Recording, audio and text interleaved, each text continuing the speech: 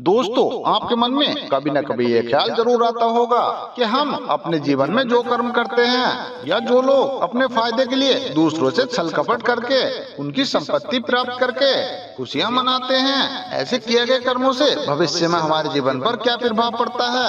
कर भला तो हो भला, ये कहावत तो आपने जरूर सुनी होगी, लेकिन क्या आपने कभी इसे सच होते हुए देखा है? अगर आप दूसरों के साथ अच्छा व्यवहार करेंगे और उनके लिए अच्छे काम करेंगे तो आपके साथ भी अच्छा होगा। जब हम कोई भी व्यवहार दूसरों के साथ करते हैं, अच्छा या बुरा, वैसा ही हमारे साथ भी होता है। नमस्कार दोस्तों, स्वागत है आपका हमारे इस चैनल में। दोस्तों, आज की कहानी बहुत ही शिक्षाप्रद, महत्वपूर्ण और ज्ञानवर्धक है। मेरी आप सबसे विनती है कि इस कहानी के अंत तक हमारे साथ जरूर बने रहिए। तो आइए बिना समय गवाए कहानी को शुरू करते हैं। एक समय की बात है, एक महान तपस्वी अपने आश्रम में रहते थे। एक बार महात्मा के शिष्य रजत ने उनसे पूछा, हे गुरुदेव, जीवन में सच्चे धर्म का क्या मतलब होता है? कर भला तो हो भला, इसका क्या अर्थ है? तब महात्मा जी कहते हैं, इसका मतलब ये है, तुम जो भी कर्म करो इससे दूसरों का हित होना चाहिए। और साथ ही महात्मा ने ये भी कहा, चलो इसका मतलब विस्तार से मैं तुम्हें एक कहानी के माध्यम से समझाता हूँ। किसी गांव में एक नवविवाहित पति पत्नी सुरेश और शोभा रहते थे। वह दोनों एक छोटे से घर में रहते थे। सुरेश बहुत ही ज्यादा गरीब था। वह किसी तरह से मेहनत करके अपने घर का पालन पोषण करता था। उनका काम मिट्टी के खिलौने बनाकर बेचना था। सुरेश को पूरे दिन मेहनत करने के बाद 100-150 रुपए मिल जाते थे। उसमें से वह रोजाना घर के लिए कुछ राशन लेता था और बचे हुए पैसे अपनी बीवी को दे देता था। हर बार की तरह सुरेश ने खिलौने बनाए और अपनी पत्नी शोभा को दिखाने लगा और कहने लगा, आज के मेले में तो सारे खिलौने बिक जाएंगे। तब शोभा कहती है, हाँ, खिलौने बने तो अच्छे हैं, लेकिन बहुत कम खिलौने हैं। ये खिलौने तो मेले में जाते ही बिक जाएंगे। आप भला पूरे दिन क्या करोगे? तब सुरेश ने कहा, तुम सही कह रही हो, इतने खिलौने से भला हमारा क्या होगा? हमें और मिट्टी के खिलौने बनाने चाहिए, लेकिन हमारे पास तो मिट्टी खत्म हो गई है और अब मिट्टी लाने के लिए हमें साहूकार के खेत में जाना होगा और वहाँ से मिट्टी लानी होगी। मैं मिट्टी लेकर आता हूँ, तब तक तुम इन खिलौनों की देखभाल रखो। तब शोभा कहती है, अरे भला मिट्टी साहूकार के खेत से ही क्यों, यहाँ पास से ले आओ ना। फिर सुरेश कहता है, साहूकार के खेत की मिट्टी से खिलौने काफी चिकने और अच्छे बनते हैं, साहूकार के खेत की मिट्टी काली है। तब शोभा ने कहा, ठीक है, आप जाकर जल्दी आना, साहूकार के साथ काम करने मत बैठ जाना और साहूकार को पहले ही पूछ लेना, वरना वो मिट्टी के पैसे मांगने लगेंगे। इतना सुनकर सुरेश वहाँ से जाने लगा। सुरेश बहुत ही ज्यादा भोला था, जिसका फायदा सभी गांव वाले उठा लेते थे, उससे अपना काम करा लेते थे। सुरेश साहूकार के घर पहुंच गया। तब सुरेश ने देखा कि साहूकार तो घर पर नहीं है, लेकिन उनके मुनीम जी हैं। चलो उनसे ही पूछ लेता हूँ। मुनीम जी सुरेश से पूछता है, अरे भाई सुरेश, बोलो, तुम यहाँ कैसे आए हो? सुरेश ने मुस्कुराते हुए कहा, मुनीम जी, मैंने सुना है तुम्हारे खेत के तालाब वाली मिट्टी बहुत ही अच्छी है। अगर आप इजाजत दे तो मैं थोड़ी मिट्टी ले लूं, क्योंकि आपकी खेत की मिट्टी से मेरे खिलौने काफी अच्छे बनते हैं। तब मुनीम मन ही मन सोचता है, अरे साहूकार ने वैसे भी मुझे उस खेत के कुएं को खोदने को कहा है, तो क्यों ना मैं ये काम उस पागल से करवा लूं। वैसे भी ये पूरे गांव का बोझा उठाते हुए घूमता है, तो क्यों ना मैं बहती गंगा में हाथ धो लूं। तब मुनीम जी ने कहा, अरे सुरेश बेटा, इसमें पूछने की क्या बात है? तुम खेत में जाकर कभी भी मिट्टी ले सकते हो और वैसे भी साहूकार तुम्हें बहुत ही अच्छा मानता है। और हाँ, अगर तुम पूछने आ ही गए हो तो मैं तुम्हें एक राय देना चाहता हूँ। तुम्हें खिलौने बनाने के लिए नरम और चिकनी मिट्टी चाहिए होगी, तो तुम एक काम करो, साहूकार जी के खेत में एक सूखा हुआ कुआं है, तो तुम उसी कुएं से 20-25 टोकरे मिट्टी निकाल लोगे, तो तुम्हें वहाँ पर सूखी गिल्ली मिट्टी मिल जाएगी। तब सुरेश ने कहा, अरे मुनीम जी, आज तो मुझे मेले में जाना है, आज मुझे थोड़ी सी मिट्टी लेकर जानी है और कल आकर पूरे सप्ताह की मिट्टी ले जाऊंगा। मुनीम ने कहा, जैसी तुम्हारी इच्छा। और सुरेश के वहाँ से जाते ही मुनीम सोचने लगता है, अगर मैंने मामूली सी मिट्टी देकर उससे कुआं खुदवा लिया, इससे साहूकार तो खुश होंगे ही, बल्कि वो मेरी प्रशंसा भी करेंगे। सुरेश साहूकार के खेत से एक दिन की मिट्टी लेकर अपने घर चला गया। सुरेश और उसकी पत्नी ने मिलजुल कर बहुत सारे खिलौने बनाए और खिलौने सूखने के बाद मेले में बेचकर अपने घर चला आया, जिससे उसकी अच्छी खासी कमाई हो गई और सुरेश बहुत ज्यादा खुश हुआ। और शोभा को मुनीम की सारी बातें बताने लगा कि मुनीम जी ने कितने अच्छे ढंग से उसे समझाया है और उन्होंने इस मिट्टी का कोई भी मूल्य नहीं लिया है और ढेर सारी मिट्टी ले जाने के लिए बोला है और वो भी बिना पैसों के। अब मैं कल ही जाकर वहाँ से मिट्टी ले आऊंगा। ऐसे ही कई दिन तक सुरेश वहाँ जाता, मिट्टी लाता, खिलौने बनाता और उन्हें बेच देता था। और ऐसे ही हर रोज की तरह सुरेश एक दिन मिट्टी लेने के लिए कुएं की तरफ जाता है और जाकर कुएं में खुदाई करने लगता है। वह कुएं के अंदर लगभग 10-15 हाथ नीचे खोदता है और जैसे ही वो अगला गड्ढा करने को जाता है तो उसे किसी चीज की टकराने की आवाज आती है। जब सुरेश ने अपने हाथों से मिट्टी हटाई तो उसे एक पुराने तांबे का घड़ा मिला। सुरेश ने जब उस घड़े को खोलकर देखा तो उसमें काफी पुराने सोने के सिक्के थे। उन्हें देखकर सुरेश एकदम से कांपने लगा। उसे कुछ भी समझ में नहीं आ रहा था कि वो क्या करे। फिर भी उसने सोचा मैं इसे घर लेकर जाता हूँ, मैं बाद में सोचूंगा कि उनका क्या करना है। सुरेश पहले ही इतने सारे सोने के सिक्के देखकर घबरा गया था, लेकिन वो जैसे तैसे उस घड़े को लेकर अपने घर आ जाता है। उसकी पत्नी जैसे ही सुरेश से पूछती है, अरे आप तो सूर्य उदय पर घर से निकले थे और अब सूर्य अस्त का समय हो गया है, आप मिट्टी लाने गए थे या कुआं खोदने? क्या थोड़ी सी मिट्टी लाने में इतना समय लगता है और इतने समय से केवल एक घड़ा मिट्टी ही लाए हो? तब सुरेश ने उसे धीरे बोलने को कहा और वह घर के अंदर गया और शोभा को सोने के सिक्के दिखाए। तब शोभा ने उससे पूछा, क्या तुमने कोई गलत काम तो नहीं किया? तब सुरेश ने हंसते और मुस्कुराते हुए कहा, अरे तुम मेरी बात तो सुनो, जैसा तुम सोच रही हो वैसा कुछ भी नहीं है। जब मैं साहूकार के खेत में गया तो मुनीम ने मुझे कुएं से मिट्टी निकालने को कहा था, लेकिन जब मैंने उस कुएं को खोदा तो मुझे उस कुएं से ये घड़ा मिला जिसमें ये सोने के सिक्के भरे हुए थे।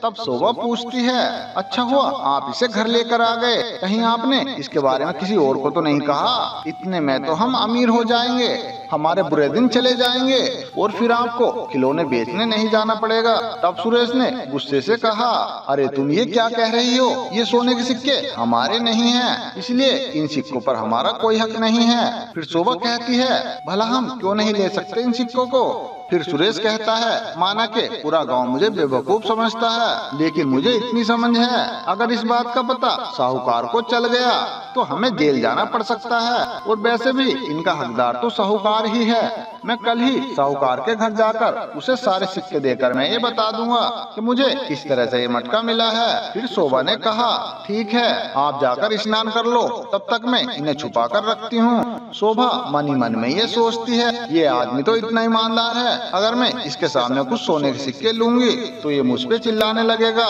क्यों ना मैं कुछ सिक्के चुपके से निकाल कर रख लूं। और शोभा कुछ सिक्के निकाल कर रख लेती है और फिर अगले दिन वह घड़ा लेकर सुरेश साहूकार के घर चला जाता है। उस समय भी साहूकार घर पर नहीं थे, लेकिन वो मुनीम उसके घर पर ही था। तब मुनीम सुरेश के हाथ में घड़ा देखकर उससे पूछता है, अरे बेटा क्या हुआ, तुम्हें क्या और मिट्टी चाहिए? जाओ अगर तुम्हें और मिट्टी चाहिए तो उसी कुएं से ले लो।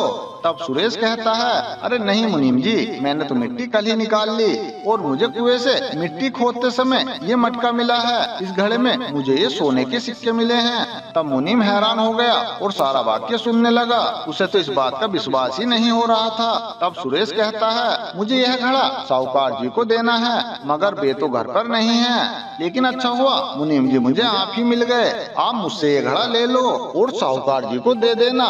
फिर मुनीम कहता है, हाँ जी हाँ क्यों नहीं, मैं ये घड़ा साहूकार जी को दे दूंगा, ये तो मेरा फर्ज है। और हाँ किसी भी गांव वाले से तुम ये बात मत बताना और कहीं पर भी इस चीज का जिक्र मत करना, तुम तो बहुत ज्यादा ईमानदार हो। और अब तुम अपने घर जाओ, मैं ये घड़ा सेठ जी को दे दूंगा। सोने के सिक्कों वाला घड़ा देकर सुरेश वहाँ से निकल जाता है। तभी मुनीम सोचता है, अरे मेरी अकल क्या घास चरने गई है, जो मैं ये सब साहूकार को दे दूंगा। अगर मैं ये सब साहूकार को दे दूंगा तो भला मेरे पास क्या बचेगा? मैं इतने दिन से यहाँ काम कर रहा हूँ, केवल यहाँ मुनीम का पद ही मिला है और मैं भी इन सिक्कों को अपने पास रख लूंगा और मैं साहूकार के जैसा सब कुछ खरीद लूंगा, घर खेत गाड़ी बंगला सब कुछ, और इस गांव का सेठ बन जाऊंगा और सब कुछ पता चलने से पहले ही उस बेवकूफ सुरेश को फंसवा दूंगा। और वैसे भी उस पागल की बात का कोई यकीन नहीं करता और उसे फंसाकर मैं इस बात से मुक्त हो जाऊंगा। वाजिबा मैंने क्या दिमाग पाया है। हर रोज की तरह वह भोला सुरेश खिलौने बेचने जा रहा था और जाते समय अपनी पत्नी शोभा से कहता है, लगता है आज रात को मुझे देर हो सकती है, जब तक सारे खिलौने नहीं बिक जाते मैं घर नहीं आ पाऊंगा। शोभा भी कहती है, क्या तुम्हें पता है तुम्हारी ईमानदारी का फल तुम्हें जल्दी ही मिलेगा। आपके इतने मेहनत से बने खिलौने जल्दी ही बिक जाएंगे और मैं भी घर का सारा काम करके खाना बनाकर रखूंगी। इतने में मुनीम साहूकार को लेकर सुरेश के घर आ जाता है और उस पर इल्जाम लगाने लगता है। अरे साहूकार जी, मैंने इसे आपके खेत से कल कुछ ले जाते हुए देखा है। जब मैं इसके पीछे पीछे इसके घर तक आया तो मुझे इसके आंगन से ये सोने का सिक्का मिला। इसका साफ साफ ये मतलब है इसे जरूर हमारे खेत में से कुछ मिला है और मैंने कल इन दोनों को बात करते हुए भी सुना था। अब हमें उनके घर की तलाशी लेनी चाहिए। मुनीम ने सिपाहियों को बुलाया। तब शोभा डरने लगी और वो तलाशी लेने से मना कर रही थी। तब सुरेश ने सारी घटना साहूकार जी को सुनाई और कहा, जब मैं आपके खेत के कुएं में खुदाई कर रहा था तब मुझे आपके खेत से ये सोने का भरा हुआ मटका मिला था और वह मटका मैंने मुनीम जी को दे दिया था। उस साहूकार को मुनीम पर पूरा विश्वास था, इसलिए उसने मुनीम की बातों को ही सच माना था और सुरेश से कहा, मैं तुम्हारे घर की तलाशी लेना चाहता हूँ। सुरेश कहता है, हाँ हाँ जरूर, आप मेरे घर की तलाशी ले सकते हो, क्योंकि जो कुछ भी मुझे मिला था मैंने वो सब मुनीम जी को दे दिया था और मैंने उनसे आपको देने के लिए भी बोला था। मुझे किसी भी बात का डर नहीं है, आप बेफिक्र होकर मेरे घर की तलाशी ले सकते हैं। शोभा के मना करने पर मुनीम कहता है, जरूर सोने के सिक्कों के साथ साथ इन्हें और कुछ भी मिला होगा, इसलिए तो ये औरत हमें तलाशी लेने से रोक रही है। फिर सिपाहियों ने उनके घर की तलाशी ली। तलाशी के बाद जब उन्हें कुछ सोने के सिक्के मिलते हैं तब सुरेश को कुछ भी समझ नहीं आ रहा था और सिपाही उनसे पूछते हैं, क्यों भाई सुरेश, तुमने तो सारे सिक्के मुनीम जी को दे दिए थे, अब ये क्या है? ये सिक्के आखिर तुम्हारे घर में कहाँ से आए, जबकि तुम ये दावा कर रहे हो कि मैंने सारे सिक्के मुनीम जी को दे दिए थे। अब मुझे जवाब दो, ये सारे सिक्के तुम्हारे पास कहाँ से आए? सुरेश ने साहूकार जी से कहा, आप मेरी बातों का यकीन कीजिए, मैंने कल ही सारे सिक्के मुनीम जी को दे दिए थे। साहूकार भी सुरेश से पूछने लगे, जब तुमने सारे सिक्के मुनीम जी को दे दिए थे तो ये सिक्के तुम्हारे घर में कहाँ से आए? सीधे सीधे बता दो, वरना ये सिपाही तुम्हें कारागार में डाल देंगे। डर के मारे सुरेश रोने लगता है। तब सुरेश की पत्नी कहती है, साहूकार जी, मेरे मन में लालच आ गया था और मैंने कुछ सोने के सिक्के अपने घर में रख लिए थे ताकि हमारे घर की गरीबी दूर हो सके। बस बाकी के सिक्के मेरे पति ने इस मुनीम को दे दिए थे। अब ये मुनीम झूठ बोल रहा है। फिर मुनीम ने कहा, ये औरत भी अपने पति के साथ मिली हुई है, ये दोनों मिलकर मुझे फंसाना चाहते हैं ताकि इन्हें जेल में न जाना पड़े। आपने देखा ना, ये सोने के सिक्के उन्हीं के घर मिले हैं, ये मुझे फंसाना चाह रहे हैं। मुनीम ने सिपाहियों से कहा, इन्हें लेकर जाइए और जेल में डाल दीजिए। लेकिन साहूकार अभी भी शांत थे। कुछ दिन होने के बाद सेठ जी अचानक मुनीम के घर जाते हैं। तब साहूकार ने देखा कि मुनीम तो सिक्के गिन रहा था। तब मुनीम साहूकार को देखकर हैरान हो गया। तब तक साहूकार जी को सब कुछ समझ में आ गया था कि सुरेश सच बोल रहा था। साहूकार मुनीम जी से कहते हैं, मैंने तुम पर भरोसा करके गलती कर दी, तुम्हारे वजह से एक ईमानदार व्यक्ति को सजा हो गई। कुछ देर बाद सिपाही भी वहाँ आ जाते हैं और साहूकार ने तुरंत सिपाहियों से कहा और मुनीम को सुरेश की जगह जेल में भेज दिया।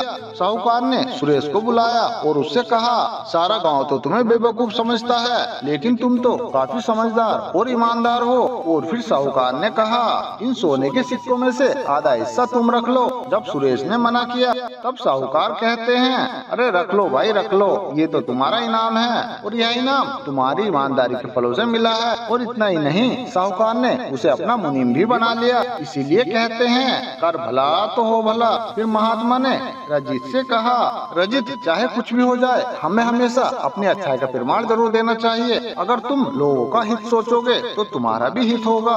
और हाँ, हर मनुष्य को सुरेश की तरह सोचना चाहिए, ना कि उस मुनीम की तरह। इस बार रजित ने गुरुदेव से पूछा, अगर दूसरों का भला हमारे लिए नुकसानदायक हो तो हमें क्या करना चाहिए? तो महात्मा जी ने मुस्कुराते हुए कहा, रजित, जो लोग हमारे लिए बुरा चाहते हैं उनके लिए हमें बुरा नहीं सोचना चाहिए, बल्कि हमें उन्हें समझने की कोशिश करनी चाहिए और उन्हें सहायता देनी चाहिए। तो दोस्तों, हमारी ये कहानी आपको कैसी लगी हमें कमेंट करके जरूर बताएं और कमेंट बॉक्स में बोधाय नमः अवश्य लिखें। तो मिलते हैं दोस्तों इसी तरह की एक और नई वीडियो के साथ। तब तक आप अपना ध्यान रखिए और हमेशा खुश रहिए।